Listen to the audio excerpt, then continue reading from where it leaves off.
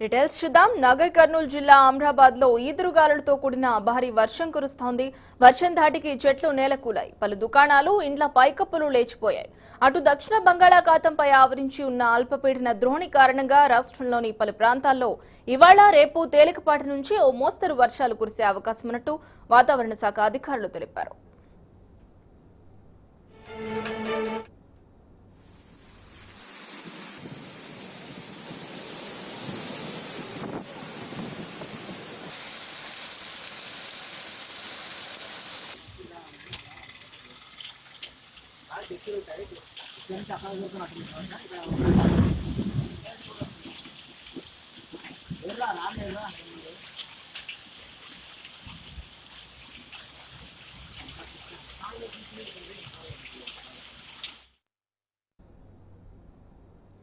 అటు మరట్వాడ నుంచి కొమరియన్ వరకు ఉపరితల ద్రోణి కొనసాగుతోంది. దీనికి అనుబంధంగా దక్షిణ ఛత్తీస్గఢ్ పరిసర ప్రాంతాలపై ఉపరితల ఆవర్తనం ఆవరించింది.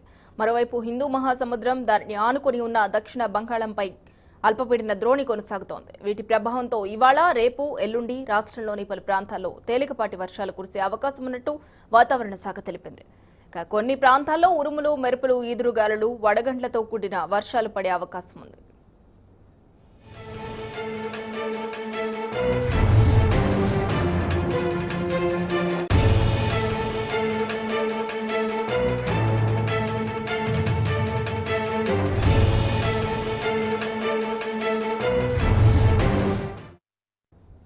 వెదర్ కు సంబంధించి తాజా అప్డేట్స్ మా ప్రతినిధి వంశీ అందిస్తారు. వంశీ, చెప్పండి, వెదర్ కు సంబంధించి అప్డేట్స్ ఏంటి?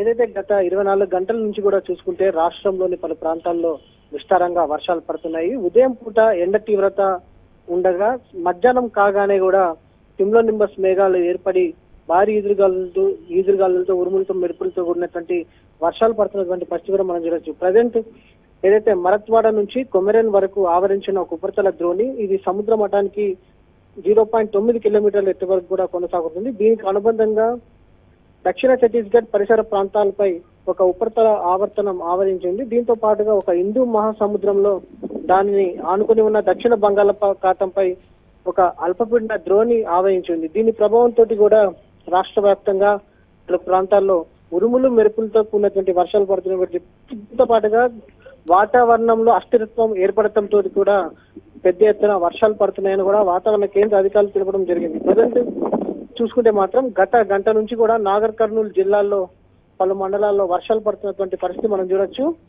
రానున్న 3 రోజుల పాటు కూడా ఇది ఒక ఉపరితల ద్రోణి కావచ్చు, అల్పపీడన ద్రోణి ఉపరితల ఆవర్తనం ప్రభావం కూడా రాష్ట్రంపై ఉంటుందని, ఇందులో కొన్ని జిల్లాలపై ఎఫెక్టివ్ గా ఉండే అవకాశం ఉందని కూడా వాతావరణ కేంద్ర అధికారులు తెలపడం జరిగింది.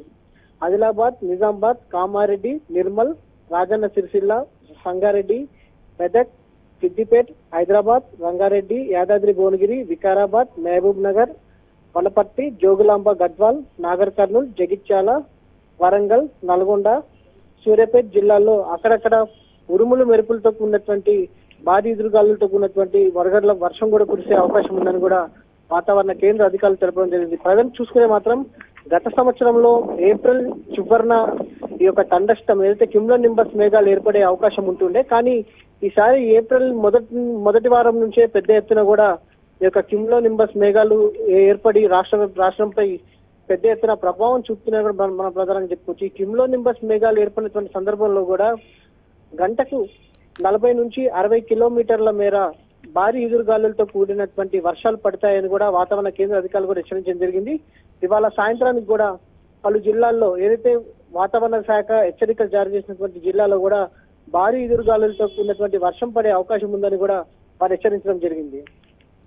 Right, thank you Vamsi.